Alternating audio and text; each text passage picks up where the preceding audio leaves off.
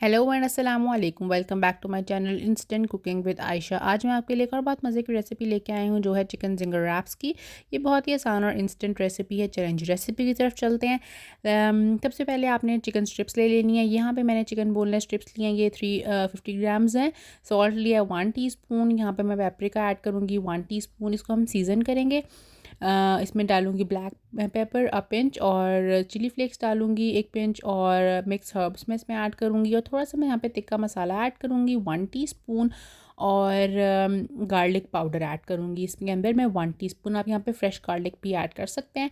अच्छा, ये चीज़ें जी बस मैरिनेशन के लिए चाहिए। हल्की हल्की आपने इसके ऊपर डाल के इसको अच्छा सा आपने मिक्स कर देना और इसको 1 आवर के लिए आपने रख देना है।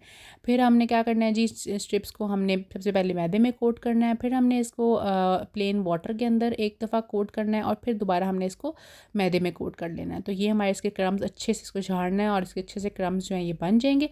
और इस तरह हम सारी जो स्ट्रिप्स हैं उनको एक दफ़ा क्रम्स लगा के रख लेंगे।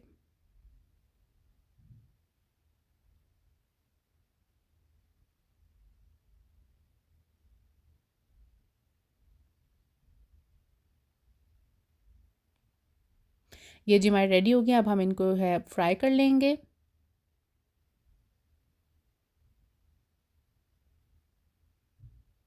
इस स्टेज पे जो अब आपने क्रम्स लगाए हैं, स्टेज पे आप इसको स्टोर भी कर सकते हैं, फ्रीज़र में रख दें। और जब आपने लंच बॉक्स के लिए या वैसे आपने इंस्टेंटली जब गेस्ट आते हैं आपने बनाने हो तो आपके जिंगर स्ट्रिप्स निकालें और उनको फ्राई कर लें और रैप्स बना लें। इजीली जल्दी से बन जाएंगे। और मैरिनेशन में थोड़ा टाइम लगेगा तो ये आप पहले से स्टेप करके रख सकते हैं अपने फ्रीज़र में स्टोर करके। जब आपको चाहिए हो तब आप फ्राई कर लें।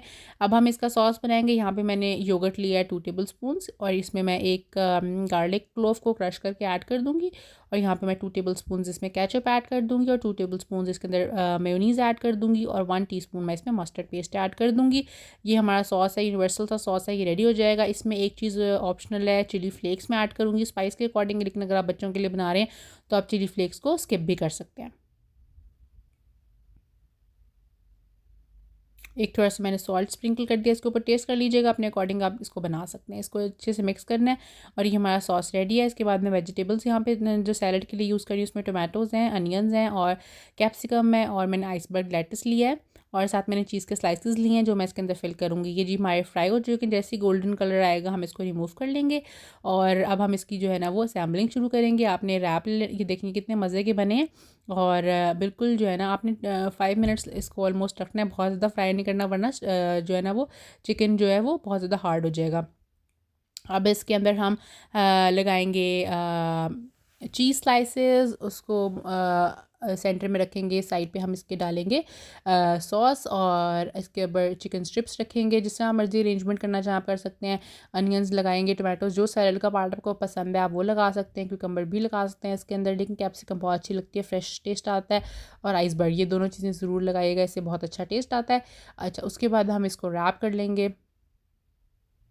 सॉस की भी क्वांटिटी आप अपने अकॉर्डिंग जिस तरह आपको पसंद है आप उस तरह ऐड कर सकते हैं।